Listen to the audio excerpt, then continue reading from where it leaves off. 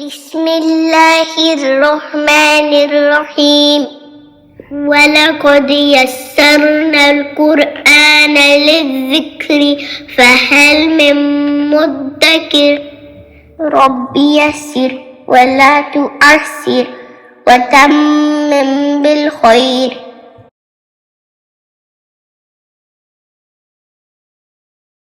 ان تینوں حروف کو ہم نے اس لیے اکٹھے کمپائل کیا ہوا ہے کیونکہ ان تینوں کا ایک ہی مخرج ہے۔ سب سے پہلے نمبر پہ ہمارے پاس ث کا حرف ہے، اس کا نام اور آواز دونوں ہی ث ہیں۔ اس کے بعد آتا ہے ذال، ذال جو ہے اس کا نام ہے ذال اور اس کی آواز ہے ذ۔ ظ کا نام اور آواز دونوں ہی ظ ہیں۔ حرف ث کی ادائیگی کے لیے زبان کا سرا سامنے والے اوپر نیچے کے جو دو دانت ہیں ان کے بیچ میں آتی ہے۔ آپ ذرا تصویر میں دیکھیں تو آپ کو پتہ چل رہا ہوگا کہ زبان جو ہے وہ تھوڑی سی باہر نکلی ہوئی ہے، اور جو زبان کا سرا وہ سامنے والے اوپر کے دو دانتوں کے کناروں کو نرمی سے پریس بھی کر رہی ہوتی ہے۔ اس حرف میں سامنے والے دو دانتوں اور زبان کے بیچ میں سے ہی ہوا بھی ساتھ ساتھ میں نکل رہی ہوتی ہے اور یہ بہت نرمی سے ادا ہوتا ہے۔ یہ جو ایکسٹرا ہوا اس میں ہوتی ہے یہ باقی کے دو حروف میں نہیں ہوتی۔ اکثر اسٹوڈنٹس اس حرف میں زبان کو دونوں دانتوں کے ساتھ اتنے زور سے دباتے ہیں کہ پھر حرف کی آواز ٹھیک سے آ نہیں پاتی کیونکہ ساری کی ساری ہوا جو ہے وہ بلاک ہو جاتی ہے، تو کچھ اس طرح سے آواز آتی ہے تا تا۔ اب میری زبان دانتوں کو ٹچ کر رہی ہے اور تھوڑی سی باہر بھی ہے، لیکن میں نے اتنی زور سے دبائی ہوئی ہے کہ حرف کی ادائیگی ٹھیک سے ہو نہیں پا رہی۔ اس حرف کی ادائیگی کرنے کے لیے آپ نے اس بات کا خاص خیال رکھنا ہے کہ زبان بہت زیادہ باہر نہ نکلے، بلکہ جتنا آپ کو تصویر میں نظر آ رہا ہے اتنی ہی نکلے۔ ذال کا بھی ایگزیکٹلی وہی مخرج ہے جو ث کا ہے، لیکن اس میں اس طرح سے ہوا نہیں نکلتی جس طرح ث میں نکلتی ہے، اور ساتھ میں زبان جو ہے وہ تھوڑی سی ث کے مقابلے میں زیادہ پریس ہو رہی ہوتی ہے سامنے والے اوپر کے دو دانتوں کے ساتھ، تو اس وجہ سے یہ پھر سننے میں تھوڑا مختلف سنائی دیتا ہے۔ اس حرف کے مخرج کے لیے زبان کو بالکل ٹھیک مقدار میں باہر نکالنا ہے، ایسا نہ ہو کہ زبان بہت زیادہ باہر نکلی ہوئی ہو یا اتنی زیادہ اندر ہو کہ پتہ ہی نہ چلے کہ باہر نکلی ہوئی ہے۔ آپ نے اس کو بالکل ٹھیک مقدار میں باہر نکالنا ہے۔ ظ کا بھی ایگزیکٹلی وہی مخرج ہے جو ذال اور ث کا ہے، لیکن فرق یہ ہے کہ وہ دونوں مرقق حروف ہیں اور یہ مفخم حرف ہیں۔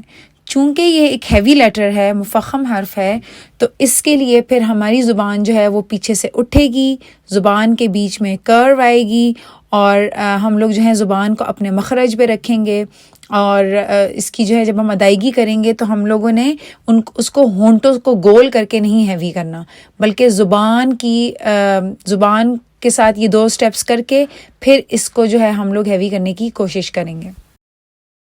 زبان کو بالکل ٹھیک مقدار میں باہر نکالنا ہے، ایسا نہ ہو کہ زبان بہت زیادہ باہر نکلی ہوئی ہو یا اتنی زیادہ اندر ہو کہ پتہ ہی نہ چلے کہ باہر نکلی ہوئی ہے۔ آپ نے اس کو بالکل ٹھیک مقدار میں باہر نکالنا ہے۔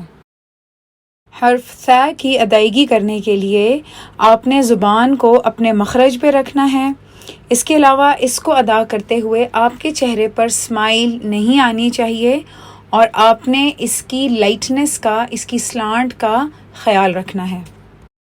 تو نہ ہی آپ نے اس کو اردو قاعدے کی طرح بالکل سیدھا سیدھا پڑھنا ہے جیسا ثا ثا، نہ ہی آپ نے اس کے ساتھ بڑیے لگانی، کیونکہ کچھ لوگ کیا کرتے ہیں پھر اس کو سیدھا سیدھا قاعدے کی طرح پڑھنے سے جب بچانے کی کوشش کرتے ہیں پھر ساتھ میں ان کی نا بڑیے لگ جاتی ہے، وہ بالکل لٹائی دیتے ہیں، تو وہ پڑھتے ہیں ثے، تو یہ بھی نہیں کرنا۔ اور اس کے علاوہ جو ہے آپ نے اس کو بالکل اس کی ٹھیک سلانٹ کے ساتھ پڑھنا ہے۔ اس کے علاوہ جب آپ اس کی ادائیگی کریں تو تمام ایسے حروف جن کو اپنے سلانٹ کے ساتھ پڑھنا ہے وہ تمام کے تمام حروف ایک ہی وزن پہ بیٹھیں۔ مثال کے طور پہ ب ت ث دال، تو آپ دیکھ رہے ہیں اس میں سب میں ا کی آواز ہے، تو آپ دیکھ رہے ہیں کہ کچھ آ ہو رہا ہے، کچھ اے ہو رہا ہے، کچھ سیدھا ہو رہا ہے، کچھ ترچھا ہو رہا ہے، تو آپ نے ان سب کو ایک ہی وزن پہ بٹھانا ہے تاکہ آپ کی جو تلاوت ہے اس کے اندر صحیح والا عربی کا لہجہ آئے.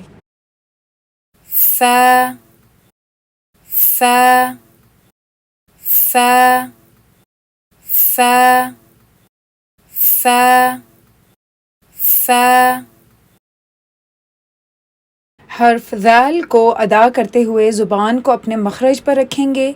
اس کے بعد اس کی ادائیگی کے دوران آپ کے چہرے پر اسمائل نہیں آنی چاہیے، نہ ہی منہ بہت زیادہ کھلے، نہ ہی منہ بہت کم کھلا ہوا ہو کہ بالکل آواز ہی صحیح سے نہ نکل پائے، نہ ہی آپ نے زبان کو بہت زیادہ زور سے اپنے مخرج پہ دبایا ہوا ہو، نہ ہی اس کو اتنا ڈھیلا سا چھوڑا ہوا ہو کہ ٹھیک سے آواز ہی نہ آئے. اور آپ نے اس کی ادائیگی کرتے ہوئے اس کی سلانٹ کا خیال رکھنا ہے کہ اس میں وہ عربی لہجہ جو ہے وہ بالکل ٹھیک سے سنائی دے. ذال ذال ذال ذال ذال ذال ذال ذال. ذا کی ادائیگی کرنے کے لیے زبان کو اپنے مخرج پہ رکھیں. اس کے بعد زبان کو جب جیسے ہی ادائیگی شروع کریں گے تو ساتھ ہی زبان جو ہے وہ پیچھے سے اٹھنی چاہیے اور زبان کے بیچ میں جو ہے وہ کرو سی آنی چاہیے. اور اسی وجہ سے انہی دو باتوں کی وجہ سے یہ حرف جو ہے یہ اس کو جو ہے ہم مفخم یعنی کہ ہیوی پڑھتے ہیں. اب کچھ لوگ کیا کرتے ہیں، ان سے جب وہ نہیں ہو رہا ہوتا تو وہ ہونٹوں کو گول کر کے اس کو نا ہیوی کرنے کی کوشش کرتے ہیں، تو یہ بالکل بھی نہیں کرنا ہے. تو اس کے لیے آپ نے ڈھیروں ڈھیر ٹنگ ایکسرسائزز کرنی ہے. ساتھ میں آپ نے شیشے میں دیکھنا ہے کہ کیا آپ کہیں ہونٹوں کو تو استعمال نہیں کر رہے اور آواز جو او ہے وہ ٹھیک سے آ رہی ہے کہ نہیں آ رہی ہے. تو او کی آواز آنی چاہیے اور ہونٹ استعمال نہ ہوں.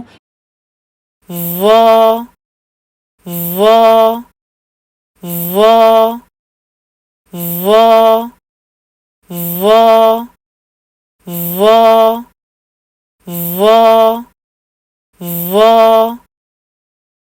ربنا تقبل منا